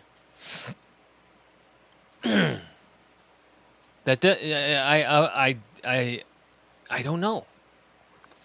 Police were called Sunday at 11 to Main Street, where Farmer was involved in an altercation with the driver of a GMC in a parking lot, according to the arrest report from Lady Lake Police Department. It is determined that Farmer's driver's license had been suspended in June for failure to pay a traffic fine. She failed field sobriety exercises. In the golf cart, small plastic cups containing a Jell-O-like substance was discovered. There were 2 open containers of Busch Light beer and a half-full bottle of Jim Beam whiskey was found on the floorboard of the golf cart, according to the arrest report. She refused to provide a breath sample. When asked how much she had drank, Farmer said, I couldn't even tell you. Okay. Now, here's my question.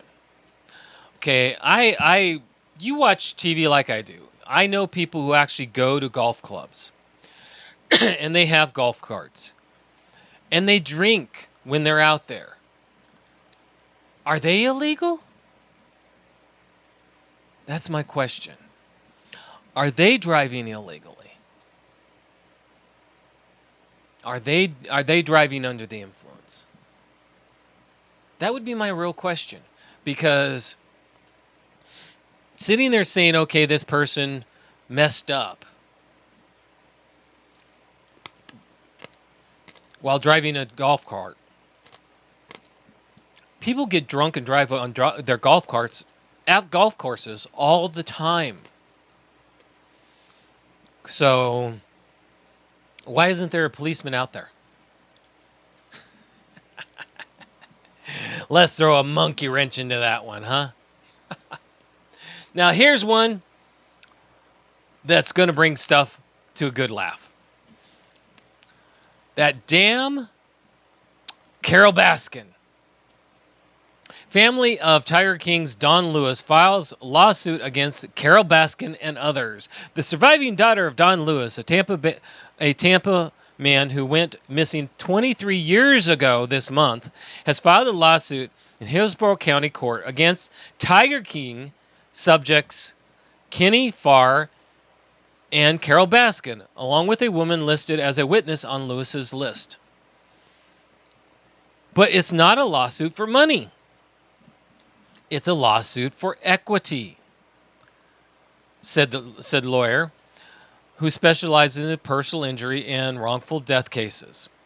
More specifically, Phillips filed a pure bill of discovery, a rarely used move which demands that the defendants turn over information that they might have about Lewis's case for possible use in later lawsuits. Speaking at news conference Monday morning at Tampa's River Hills Church of God, Phillips said it could mean depositions and subpoenas determine who exactly the family will sue in the future and how. If you notice the sign behind, there's an actual reward right now. They want to the publicity of the Tiger King went pretty good, if you think about it, guys. Okay?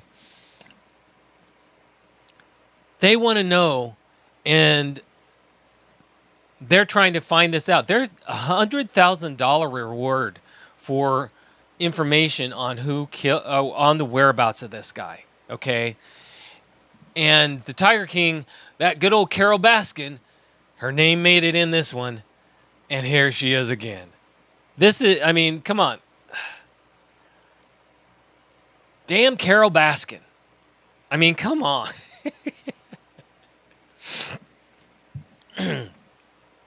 How can you not laugh about that whole situation? It's sad because of the animals. It makes me cringe because of the animals. But the characters involved, tell you what, Carol Baskin is no pussycat. And it really makes people wonder, did Carol kill her husband? That's the question. Did Carol kill him? Nobody knows. And there's a lot of questions about it. Well, because of the Netflix series Tiger King, this has come around again. And I hope it actually comes to a solution. Quite honestly. I had to show it because, come on guys, we've talked about good old Carol Baskin. Well, here we see it again.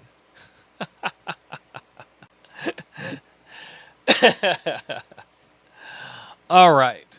Now, something you don't want to hear.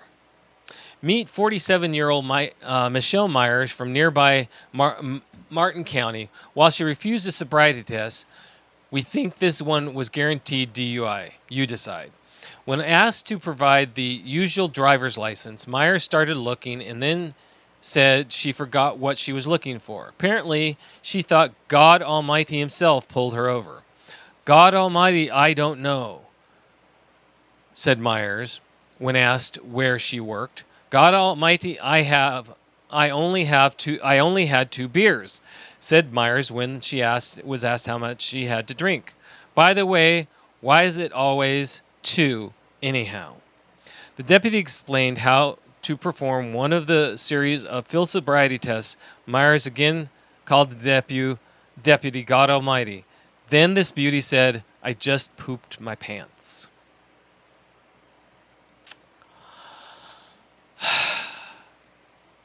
That's not something you want to hear, nor do you want to think about.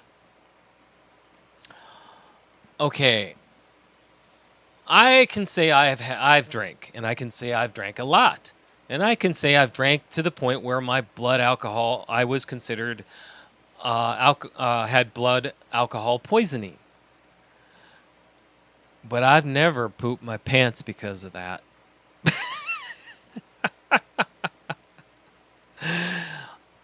You have to wonder what was going through this lady's mind. I don't get it. You can't control your bowels because what reason? God bless.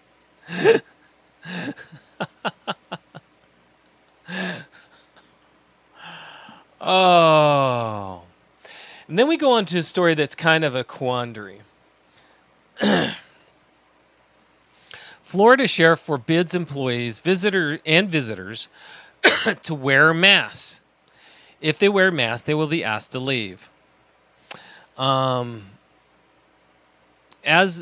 the city of Osceola wrestles with an ordinance requiring face coverings for people inside businesses, Marin County Sheriff Billy Woods told his employees they will not wear masks at work, and visitors to his offices can't wear masks either. His explanation is very simple. It hides your identity, okay?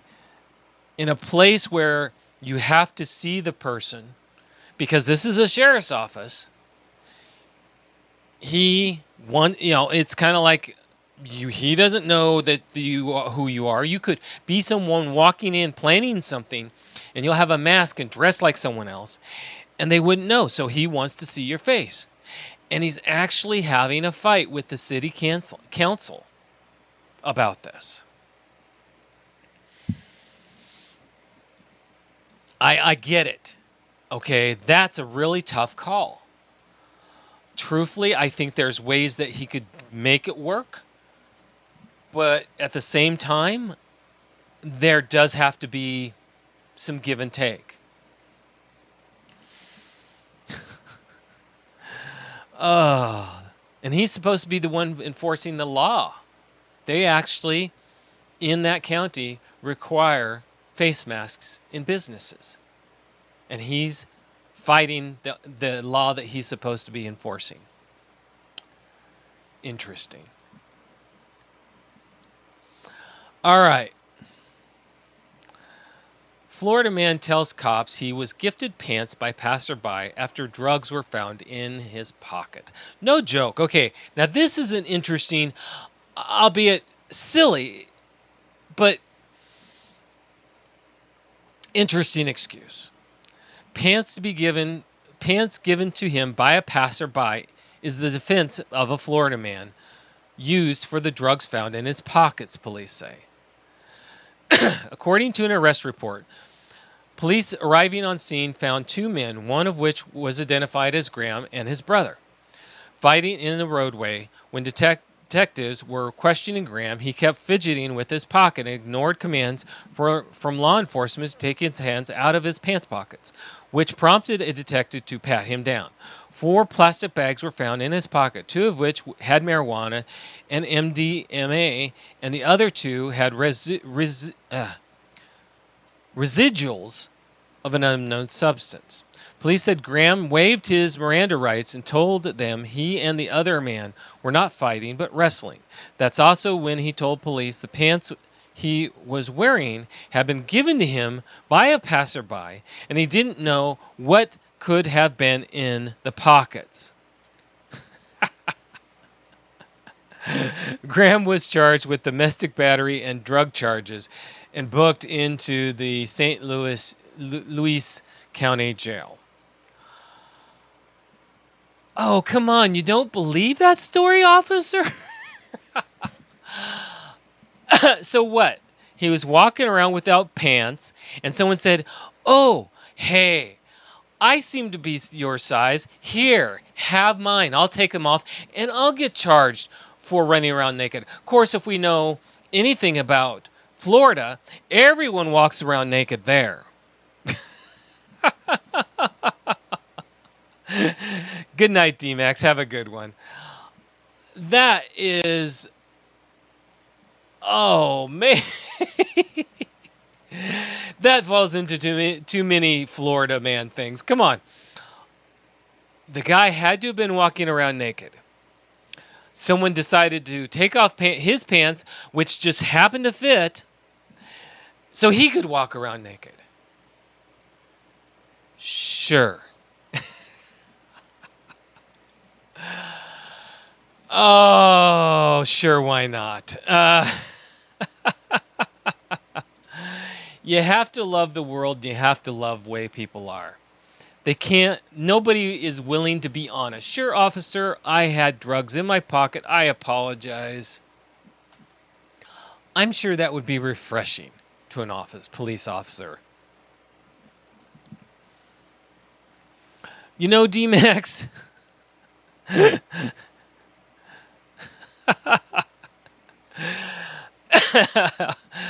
you know, I'm not ballsy enough to walk around nude just because I don't want to be charged for fatally or causing fatal deaths by puke. Okay, people don't want to see me nude. They don't. But it is silly. It really is silly. I don't know. The world you have to laugh at the comedy given. Life gives you comedy as long as you're willing to see it. All right, everybody, we are getting close to the end of the show. We do have some upcoming guests. Next Sunday, we have Mark Lieberman. Navy veteran and author Mark Lieberman will be on the show to talk about how he went from a naval aviation pilot deployed to Vietnam and Desert Storm to being an author. Mark has authored 6 novels. The most recent one is Moscow Airlift. All are available in electronic. All are also hard copies. His first book, Big Mother 40, was released in September 2013. By June 2013, Big Mother 40 was ranked 48 in Amazon's list of top 100 war novels. The central character in all the novels is Naval Aviator Officer Josh Heyman, who happens to be a helicopter pilot. His close friend is Navy SEAL by the name of Marty Cabot, and together they solve problems and chase bad guys. As a pilot twists and turns in every novel, the reader meets interesting characters on both sides of the story. Historical events that take place during the timeline affect the tale.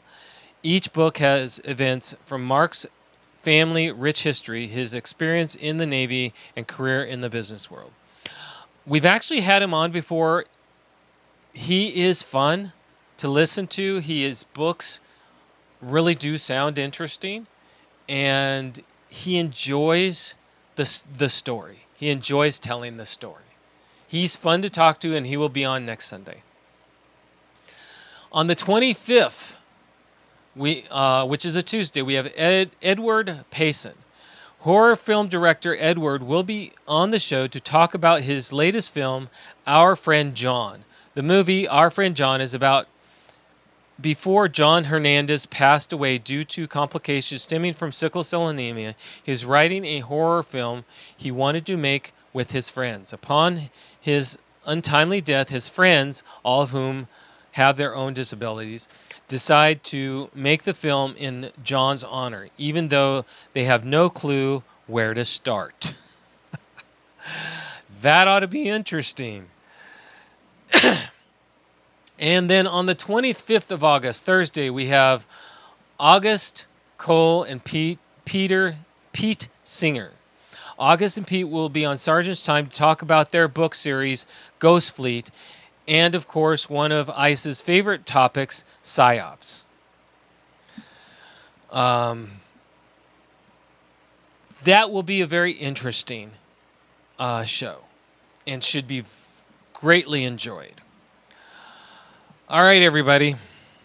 We do have shows during the week. We have Monday Night Edition with Ice and Flash. We have Tuesday Pop Culture Wear with CQ and Radar. Wednesdays are our Donza or Meditation Days. Thursdays are Sergeant's Time with Ice and Spanky. And then, of course, we have Sundays Kicking It with Koz. We have Koz and Owl, which is me. All right, everybody. Thank you for being here. Remember, you don't have to spend a lot of money to get out. Sometimes it's just the getting out that is necessary. And to breaking the routine. Don't forget to do that, because when winter comes, if you're like me, there's a lot of snow, and then at that point it's hard to get out. Use your time, do what you can, and be you. All right, everybody. I'll be back on next week. Y'all have a good week and a good evening. Love y'all. Remember, keep it simple. Keep it real. And remember to smile, because you just don't know who you're going to help, including your own self. Take care, and we will talk to you next week. Every morning seems just the same old routine. Blowing trees, writing these bars, line after line, mining for a diamond, but a dime is what I find. Hiding from the truth by simply coasting through these hard times with green, even though I'm feeling blue. But I gotta face the facts, girl, you know that it's true. And maybe what I'm supposed to do is not to get so close to you. But these days the only things that seem great are fading away, and the only time I feel home is when I'm alone or far away. But the road call says the wind blows, 10 missed calls on my flip phone, so it stays closed. Staring out my window while my mind slowly goes off into my headphones, hoping that the dough will be worth it for the show, but who knows? Yeah, let's go and roll it up, blow it all away. No sense in growing up, we laugh like kids all day, and there's nothing you can say that will ever make us change. No, we're never gonna change. Man, day after day is just the same old thing. Working class life, and yes, it surely will bring a food to the table and a roof when it rains. But for the most part, you're just doing the same thing. A part of a machine with the ball and a chain. You try to be happy, yet all you feel is pain. It's a shame to use your brain and know that someone never changed. But if insanity's the game, then you can take my hand and play. Life has a rhythm that I ride to, and you can come along if you would like to. And I can show you what it's like to walk in my shoes, to learn how to love just like I do. Look me in the eye and you will find truth. I'm testifying to the line in my mic booth. And you're hating on me cause I ain't like you, and I ain't like you. Yeah, let's go and roll it up, blow it all away. No sense in growing up, we laugh like kids all day, and there's nothing you can say that will ever make us change. No,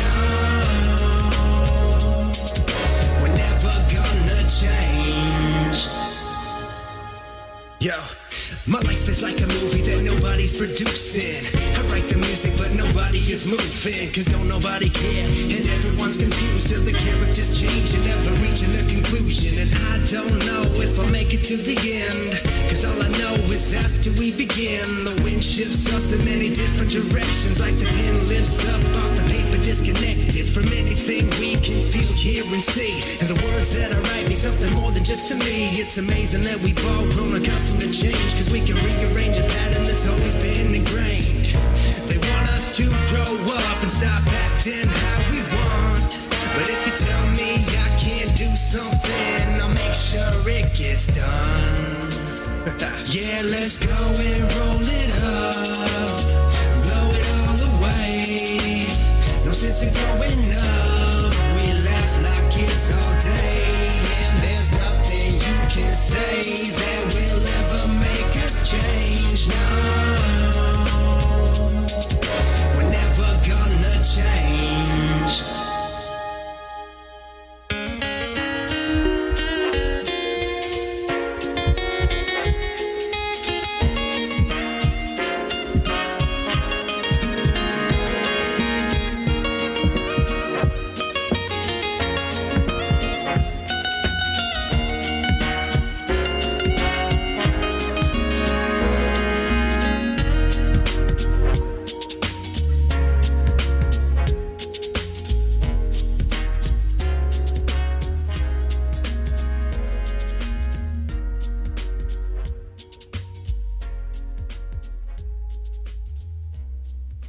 WTF Nation Radio. Everything stated on WTF Nation Radio is to be considered the opinion of the person that stated it, and not an official representation of WTF Nation Radio or U.S. Army WTF Moments. Price does not include tax, title, or license. Some assembly required. Each item sold separately. Batteries not included. Objects in mirror are closer than they appear. If conditions persist, contact a physician. Individual results may vary. Keep out of the reach of children. Avoid prolonged exposure to direct sunlight. Keep in a cool, dark place. And please enjoy the show. Shots.